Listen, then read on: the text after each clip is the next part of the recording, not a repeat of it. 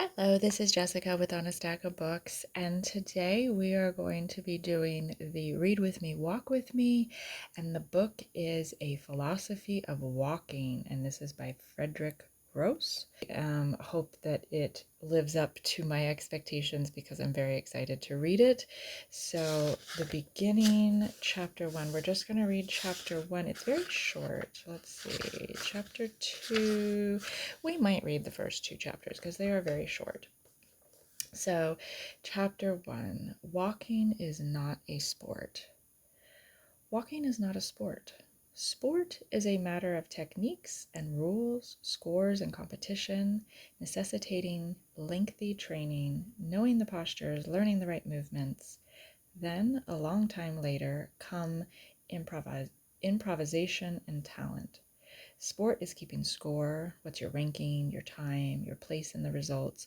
Always the same division between victor and vanquished that there is in war.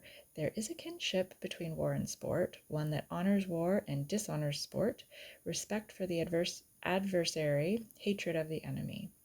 Sport also obviously means cultivation of endurance, of a taste for effort, for discipline, an ethic, a labor. But then again, it is material. Reviews, spectacles, a market. It is performance. Sport gives rise to mediatic ceremonies crowded with consumers of brands and images. Money invades into its empty souls, medical science to construct artificial bodies. Walking is not a sport. Putting one foot in front of the other is child's play. When walkers meet, there is no result, no time.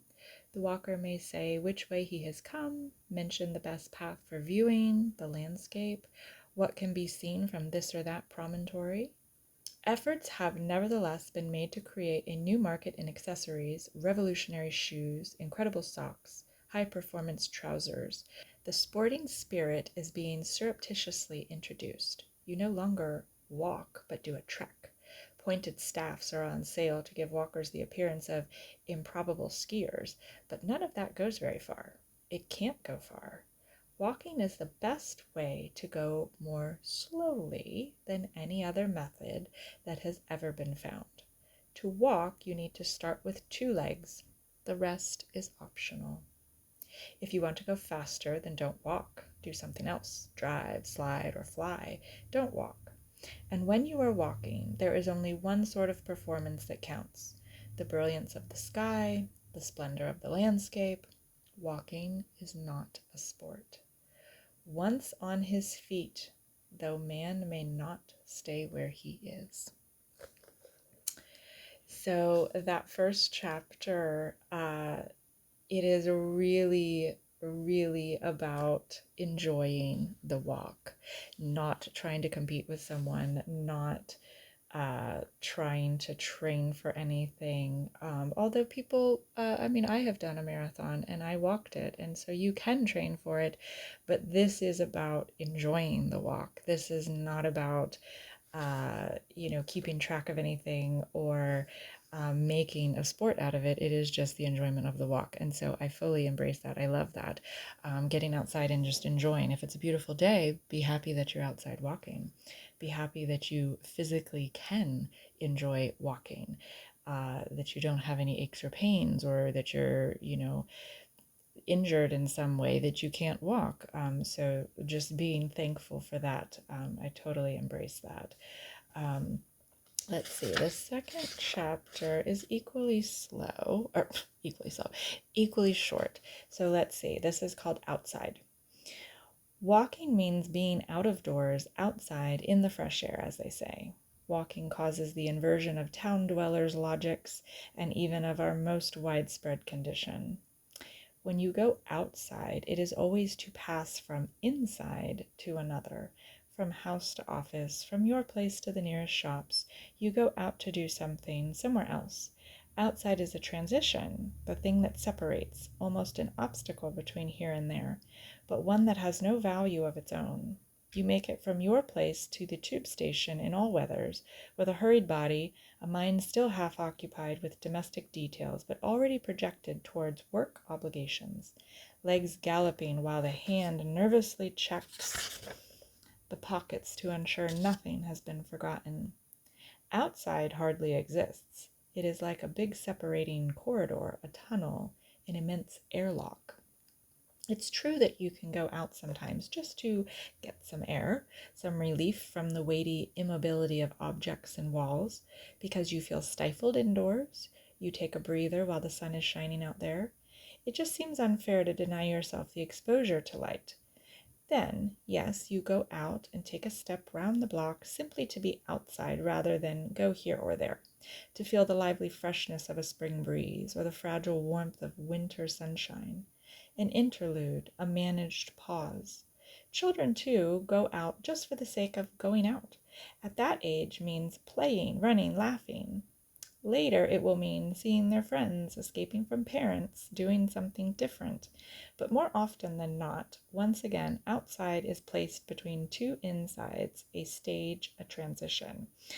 It is some space that takes some time. Outside, out of doors, in walks that extend over several days, during major expeditions, everything is inverted. Outside is no longer a transition, but the element in which stability exists. In the other way around, you go from lodging to lodging, shelter to shelter, and the thing that changes is the infinitely variable indoors. You never sleep twice in the same bed. Different hosts put you up each night. Every new decor, every change in ambiance is a new surprise. The variety of walls, of stones. You stop. The body is tired. Night is falling. You need rest. But these interiors are milestones every time, means to help keep you outside for longer. The transitions. Another thing worth mentioning is the strange impression made by your first steps in the morning. You have looked at the map, chosen your route, said your goodbyes, packed your rucksack, identified the right path, checked its direction. It seems like a kind of hesitation, trampling about slightly back and forth, as it were punctuations, stopping, checking the direction, turning around on the spot. Then the path opens. You head off, pick up the rhythm. You lift your head. You're on your way, but really just to be walking, to be out of doors. That's it. That's all. And you're there. Outdoors is our element, the exact sensation of living there. You leave one lodging for another, but continuity, what lasts and persists, comes from the surrounding landscapes, the chains of hills that are always there. And it is I who wind through them. I stroll there as if at home. By walking, I take the measure of my dwelling. The obligatory passages which you traverse and leave behind are bedrooms for one night, dining rooms for one dinner and one breakfast, the people who run them, the ghosts that inhabit them, but not the landscape. That is how the big separation between outside and inside is turned upside down by walking. We shouldn't say that we cross mountains and plains, and that we stop at lodgings. It is almost the opposite. For several days I live in a landscape. I slowly take possession of it. I make it my sight.